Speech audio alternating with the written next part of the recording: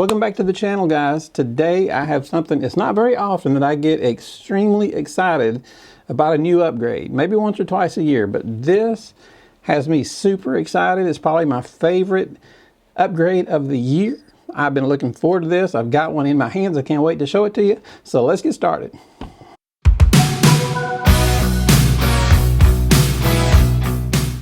Okay, what we have that I'm so excited about is the Godox AD200 Pro II. Now this isn't like your average upgrade. A lot of time a upgrade will come out of 9 months or a year later and it'll be $50 more and it'll do like one minor thing that the other one didn't do. This is a huge upgrade. In fact, I believe it's been, don't quote me, but about 6 years since the original Godox AD200 came out to this one. Now, there was a minor upgrade that came out to the AD200 called the AD200 Pro. It was about $50 more, but I didn't see the value in spending the extra $50. This one, however, is a different story. This is a real upgrade right here. So let's take a look at what's in the box and we'll go over everything. So open this up. You guys are seeing it for the first time that I'm seeing it. Oh, cool box. Comes with a nice carrying case. It's got the little orange on top. I don't know if you're like me. I can never find where my zippers are. So I like those orange cords that are connected to the zipper. So once we get in the box, let me get this old one out so we can compare. Now, one thing, the box is a little smaller than the old ones used to be. I think part of it has to do with the battery chargers. This is the new battery charger. This is the old battery charger. You can see the difference right there. That's quite huge. So that saves a lot of space and a lot of weight. So this is your new battery charger, and this is your new battery. It's about the same size as the other battery, but what you do is you got the contacts on it, and you got the contacts in here. You just line those contacts up, put them together, and that's how you charge it. There should be a cord in here somewhere. I'll find the cord. Yeah, it looks like a USB. So you plug one into the USB into here, plug the other side into a USB-C charger, or however you can plug it. If you have a MacBook Pro, you can charge it USB-C to USB-C, or however you do your charging, you'll be fine. So I'm gonna take the battery and put it in to the new AD200. Now, one thing they have done is they have upgraded. I don't know if you can see, let me see if you can see more if I turn it on. Can't see much. In the front, you see two lines right there. Those are modeling lights. They have been upgraded to the point they're 5.7 watts and they're colored. So I think they go from 2800 to 6000 Kelvin. So you can actually, with 5.7 watts, if you're close enough and you just need a quick few shots, you can just use your modeling light to get a few shots. Maybe turn your ISO up a little bit. With the color adjustment and the modeling light being strong enough, you may not even have to use the flash every time. Now, I'm not saying don't buy this just to use the modeling light. I'm just saying the modeling light is there as an extra cool feature if you need it. Obviously the flash is why you want to buy this. Now, they have also upgraded, this is the Fresnel head. They've got a fan in there to keep it cool, keep it working like it should. The old one did not have that. So now the power has stayed the same. The AD200 original and the AD200 Pro II, the power has stayed the same, but I don't think anybody was complaining about the 200 watt power. And some of you guys that are familiar with the AD200 know what an amazing flash this is.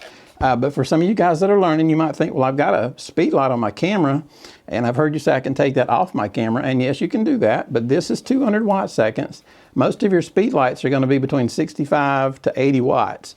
So this is more than twice as strong as those. And when you're outside, you need that extra power. Now, the only downfall I've seen to this so far, and it won't last long, is there was an adapter for the old AD200s where you could take two of these and put them into one mount, put them in a salt box, and then you got 400 watt power. They don't have that yet for this, but this won't even be released on Amazon until I think October. So there'll be one come out, so no worries about that. I would not buy it just because they don't have that adapter out yet. I promise it'll be out. Too many people use them. So one of the biggest upgrades is the screen on the back. You can see this thing outside. It is color, high contrast, and that's what TTL looks like on the back. before the end of the video, I'm going to set them down side by side so you can see the difference between the old AD200 and the new AD200s, because the ability to see this outside in the sun, because if you had the old one, you're like pulling a shirt over your head or hat or whatever you got, trying to see what in the world does that say.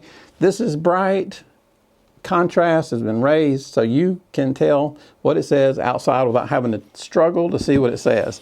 Now, not only does the modeling light work on the Fresnel, but this is the bare bulb. And if you see around this, this is the modeling light for the bare bulb. So you have the same modeling light and it works with the same Kelvin.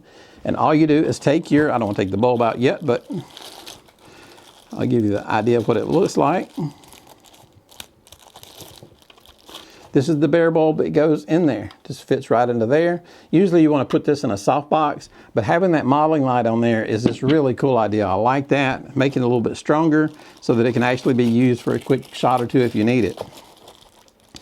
Now, one other thing I forgot to show you about the chargers and the batteries, it also comes with a wall charger. This is probably faster than going to your laptop. So you just put your battery in here, run the cord into here and plug it into the wall. That'll be probably the quickest way to charge it. Sorry, my bad, I forgot to show you that. But, and then you've got your bracket that you can put on a light stand, and then you can angle your flash down, up and down. I've got a lot of these. Sometimes I use the one that comes with the Godox. Sometimes I use some of the others I have, because I have a lot of these floating around in the studio. So it also comes with the manual. So if you get lost, you've got a big manual to read. Give you all the information. I haven't read it yet, but I'll read it once I run into something I don't know how to use. So we'll see what happens. But let's put this on. So that just slides right on. Your bulb goes in. I would mount this. Now, they do make, this is not one of them, but they make one of these that fits over. Not sure if it fits on this one, on the old bare bulb. But it had a diffuser over. I'm not sure if that'll work on this one or not. I'll have to look. This just came out. I'm still learning about it. But it's mostly made, you put that bare bulb on, put it in an S bracket and put it in a soft box and shoot away, and you will get beautiful light. And with the 200 watt seconds, you're getting plenty of light outside, because you need more light outside than you do inside. Inside, you don't have to worry as much, but when you get outside fighting with the sun, you need all the power you can get. So this will do it. And before the end of the episode, I'm going to set this side by side with the old one so you can see how much better the back is. They improved the contrast, they turned it color, a lot of it's color coded. It's just a huge upgrade. And here's the cool thing, it stayed the same price. It's $359, the same as the Godox AD200 Pro.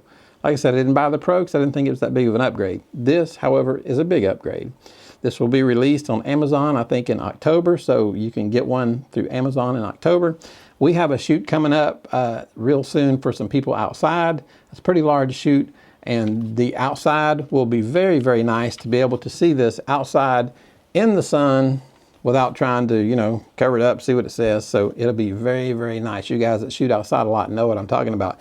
Sometimes you can barely see the old Godox AD200, what it said. So I love the upgrade.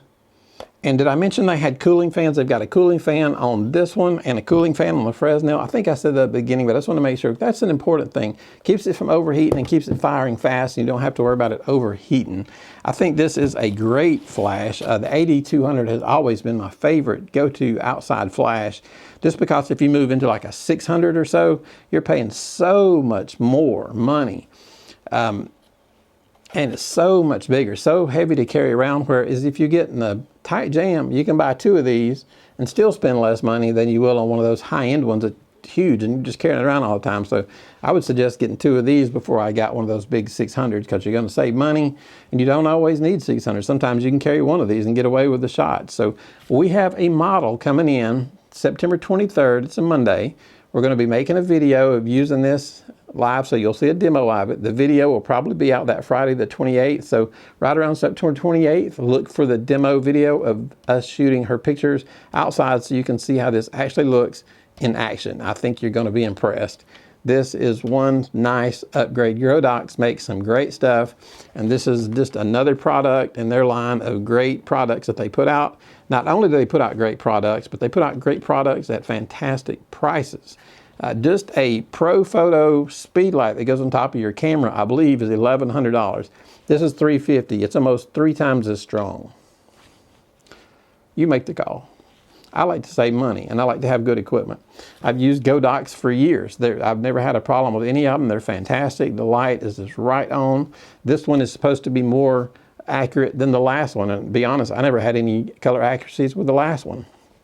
I've got the Godox X3 trigger. I don't have it with me, but you can control this from your X3 trigger.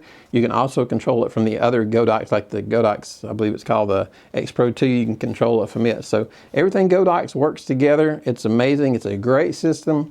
I'm going to leave a link down below so that you can pre-order these on Amazon. I believe they'll ship out in late September, maybe October. I don't remember the exact date. But for $359, you can't beat this flash. So there's your barrel bulb again. Just goes right down in here. And if it's dark or getting dark, you turn that modeling light on. You can see what you're doing. Put the modeling light in, put it in a softbox, shoot. You are good to go. You've got some beautiful light. I haven't found anything I like better than the Godox 8200 outside, and especially now that they have made the heating, they've got it cool down up here in the heads. Not only this one, but in the Fresnel. Both of them have cooling units. But let's get to taking a look at the back of the screen, because that's where one of the big, huge differences is. So let's jump into that and take a look.